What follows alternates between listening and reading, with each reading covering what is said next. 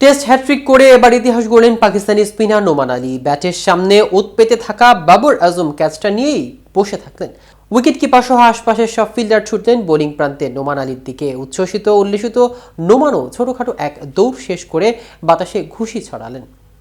পাকিস্তানের ক্রিকেট ইতিহাসের এমন কিছু যে আগে ঘটেনি। কেভিন সিনক্লয়ারের ব্যাট হয়ে বাবরের ওই ক্যাচে টেস্টে প্রথম পাকিস্তানি স্পিনার হিসেবে হ্যাট্রিকের রেকর্ড গড়েছেন নোমান। কিন্তু কখন এবং কাদের বিপক্ষে এমন বিরল রেকর্ড গড়লেন নোমান, তা নিয়ে বিস্তারিত থাকছে প্রতিবেদনের বাকি অংশে। আজ মুলতানে পাকিস্তান ওয়েস্ট ইন্ডিজ সিরিজের দ্বিতীয় টেস্টের প্রথম দিনের সকালে এ ঘটনা ঘটেছে।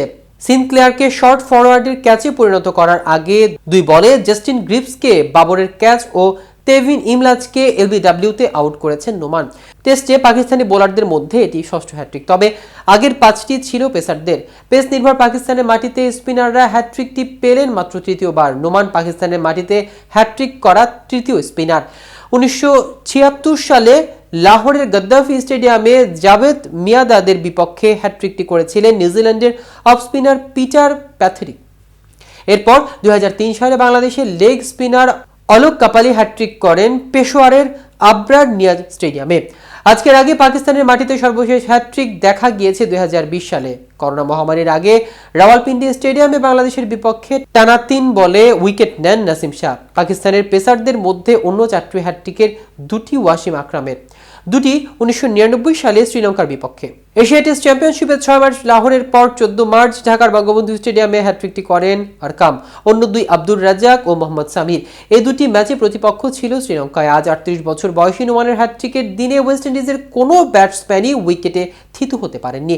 এদিকে সামনে চ্যাম্পিয়ন্স লিগের আসর, সেই ভাবনা থেকে মুলতানে স্পিন বদ্ধ পিচে দলের 2 তারকা ক্রিকেটার বাবর আজম ও মোহাম্মদ রেজওয়ানকে না খেলানোর ব্যাপারে শোনা যাচ্ছিল। তবে শেষ পর্যন্ত সে পথে হাঁটেনি পাকিস্তান। মুলতানে দ্বিতীয় টেস্টের একাদশেও জায়গা পেয়েছেন 2 জন। এর বাইরে 30 বছর বয়সী পেসার কাশিফ আলীর অভিষেক করেছিলেন দলটি। মূলত খুররম শাহজাদের জায়গায় প্রথমবার পাকিস্তানের জার্সিতে মাঠে নামতে যাচ্ছিল কাশিফ।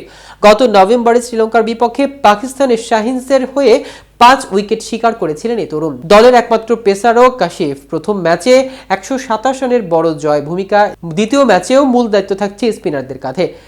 সাজিদ খান, নোমান আলী এবং আবরার আহমেদ রয়েছে এই ম্যাচেও। ব্যাটিং অর্ডারের অধিনায়ক শান মাসুদের সাথে মোহাম্মদ হুরায়রাকে ওপেন করতে দেখা যাবে। বাবর আজম 3 নম্বরে মিডল অর্ডার গঠন করবেন কামরান গোলাম, সহ অধিনায়ক সৌদ শাকিল, মোহাম্মদ রিজওয়ান এবং সালমান আলী আগা।